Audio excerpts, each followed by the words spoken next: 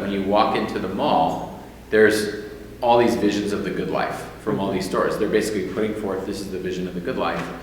And what we forget is that entrepreneurs are the ones that are actually putting forth those visions of the good life.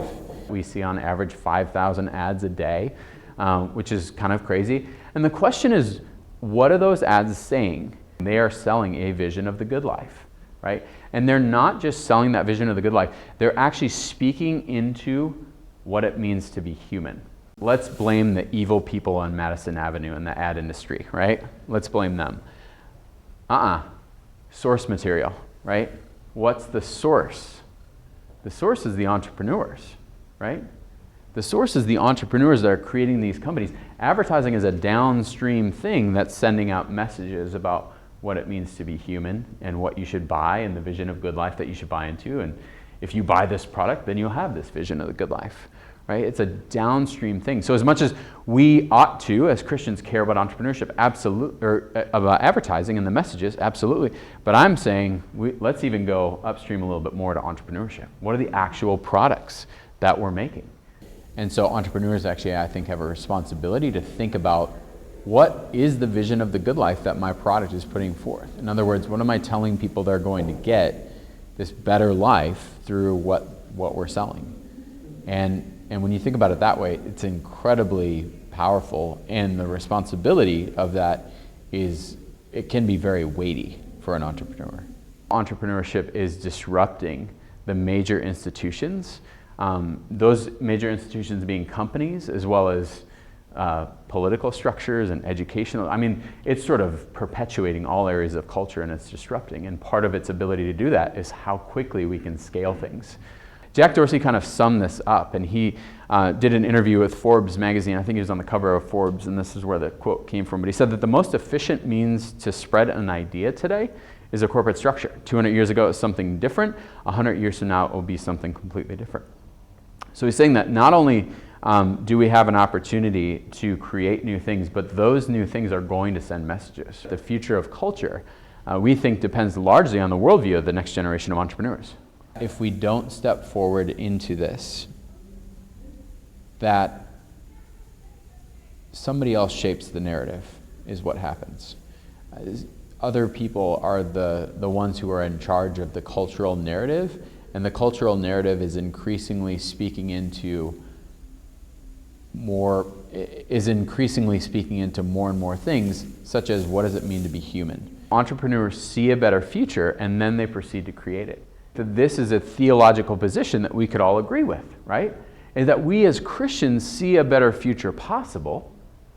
And when we talk about cultural engagement is our opportunity to step into the brokenness of what is and try to help redefine what could be or what ought to be. And entrepreneurship is a vehicle for us to create new things that create new narratives, right? That show people a different way. Starting with our theology, how do we look at brokenness in the culture different, and then deploy entrepreneurial solutions that hopefully maybe push back. And it might not be big, it might just be really small, but there's an opportunity to do it. So there's an opportunity at this moment in history for entrepreneurs to be winsome cultural witnesses, and their ventures can be a modern apologetic. Because people don't necessarily want to hear about your faith, but they want to see it. And because entrepreneurs have control over the motive and the intent and the ultimate product, they, more than a lot of other people, have an opportunity to be that cultural witness, to show, to put their full expression of what their faith means on display.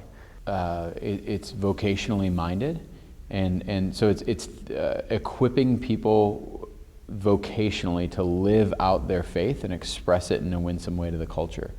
And the church's primary function is equipping and sending into all areas of culture in the world. And I think that would be a fundamental shift that would happen. And entrepreneurs, in a sense, need to lead the way because that's what they do, but they should bring people along with it, not leave the church behind. They need to bring the church along with it. There literally needs to be a whole new imagination for this kind of stuff. And we need to be able to redefine what it means to be a thoughtful, to have like thoughtful engagement with the culture. as a Christian in business. The gospel actually changes everything, so it changes how we look at it. Let's not just copy culture and then slap a Christian label on it. Let's actually reimagine culture. And in fact, I think that that's what we're sort of called to do, because we have our eyes set on a different kingdom. And we believe, of course, that the gospel is a transforming vision, and it literally sits at the center of who we are as humans. It reshapes and redefines who we are as humans, and then it reshapes how we view the culture at large.